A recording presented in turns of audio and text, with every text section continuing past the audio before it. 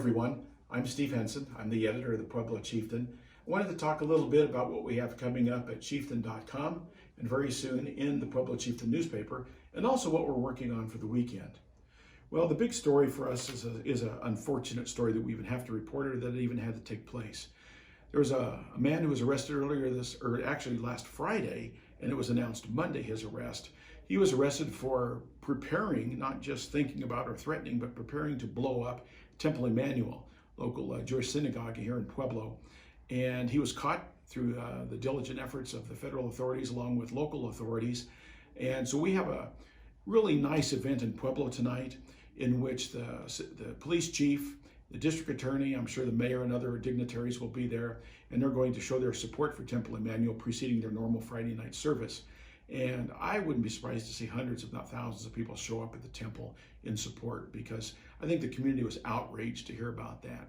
There's not much racism in our community. The gentleman that was arrested, the suspect, is technically not from here. He's lived here the last couple of years, but he's from the California area and has a long history of avowed racism online and in his actions. So, and speaking of which, he was in court today in Denver, and our Denver correspondent Robert Boskowitz covered that. He will not be released on bail and pending his trial, and so we'll have a story on that.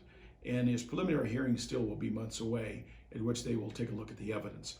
So that's really our big story today, but we have some fun stories too. Have a huge dog show today out at the fairgrounds, so we're gonna have a nice story on that and some great photos. We also have a story explaining why the delay in some of the vote counting from this past Tuesday's election. As you know, all of the races have been decided except the third spot on the District 60 school board, and that's between Barb Clementi, who holds a fairly slight lead over Jackie Seabold, and Barb's the incumbent board member. We talked to County Clerk Bo Ortiz, and he explained the process, and I think he makes a really good point when he says that it's always better to be accurate than fast. He has 8 days in the process. They're going to count another 500 or so votes tonight, but there's still going to be some more votes that come in. So he wants to get it right, and we understand that, but we're going to explain that more in that story.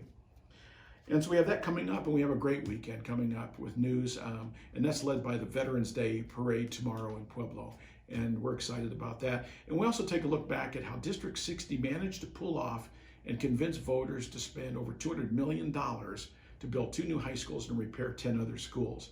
It was a pretty impressive feat that they did, and we're going to do a story explaining how they did it and where we go from here. So as you can see, we have a lot going on, a lot of reasons to check us out at chieftain.com and our newspaper tomorrow. So hope you have a really wonderful weekend, and we'll talk to you Monday.